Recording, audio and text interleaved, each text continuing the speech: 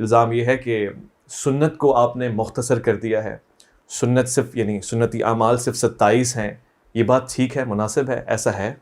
یہ بات سراسر غلط ہے. جس طریقے سے عام طور پہ بیان کی جاتی ہے کہ سنت کو ہم نے محدود کر دیا ہے، مختصر کر دیا ہے، میں پورے اعتماد، پورے ایقان اور اپنی ہمبل طالب علمانہ اوپینین میں ہر آدمی کو دعوت دیتا ہوں جو یہ دعوت سنتا ہے وہ اس کی تحقیق کر کے صرف ایک سنت کا اضافہ کر کے ہمیں بتا دے، اور وہ یہ کہے کہ یہ رسول اللہ صلی اللہ علیہ وسلم نے بطور دین جاری فرمائی تھی، اور بطور دین جاری فرمانے کے بعد امت نے اس کو سنت کے طور پہ منتقل کیا، اور آپ لوگوں نے اس کو سنت کی فہرست سے خارج کر دیا ہے. پہلی بات. دوسری بات یہ ہے کہ بالکل بھی ایسی بات نہیں کہ سنتیں 27 ہمارے نزدیک یہ عنوانات ہیں. اچھا، عنوانات کا مطلب یہ ہوتا ہے کہ میں کہوں کہ نماز بھی ہمیں سنت کے طریقے سے منتقل ہوئی ہے.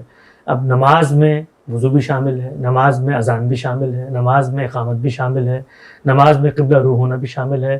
پھر نماز کی اپنی سنن ہے، پھر نمازیں کتنی ہیں، کب کب پڑھنی ہے، کن کن کیفیات میں پڑھنی ہے، نمازوں میں رخصتیں کیا ہیں، رخصتوں کی پوری حرکیات کی تعین خود رسول اللہ صلی اللہ علیہ وسلم نے کی ہے. تو ایک ایک عنوان کے تحت 20 سنتیں ہیں.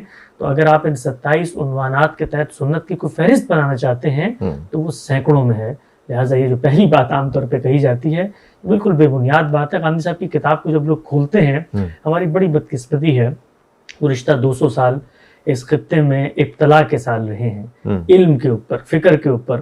ہمارا روایتی مذہبی طبقہ استخلاص وطن کی تحریکوں میں اتنا مشغول رہا کہ ریشمی رومال کی تحریک سے لے کر باقی شاملی کے جہاد تک جو کچھ ہماری ماضی کی علمی روایت، تراث اور فکری ذخیرہ ہے اور اسلاف کا جو طریقہ ہے تحقیق کا، چیزوں کو پڑھنے کا، اس سے ہم بہت پیچھے ہٹ گئے. سیاست کا میدان ہے، تنظیم فرقے بنے ہوئے ہیں، گروہ عصبیتیں ہیں، لوگ پک اینڈ چوز کرتے ہیں، لوگوں کو لیبل کرتے ہیں، کھول کے نہیں پڑھتے. تو غامدی صاحب کی کتاب کے اگر چند ابتدائی صفحات پڑھ لیے جائیں تو اس کے بعد دنیا میں کوئی شخص روئے زمین پر اگر عقل، شعور، خرد، بصیرت رکھتا ہے تو وہ کبھی نہیں کہے گا کہ 27 ہمارے نزدیک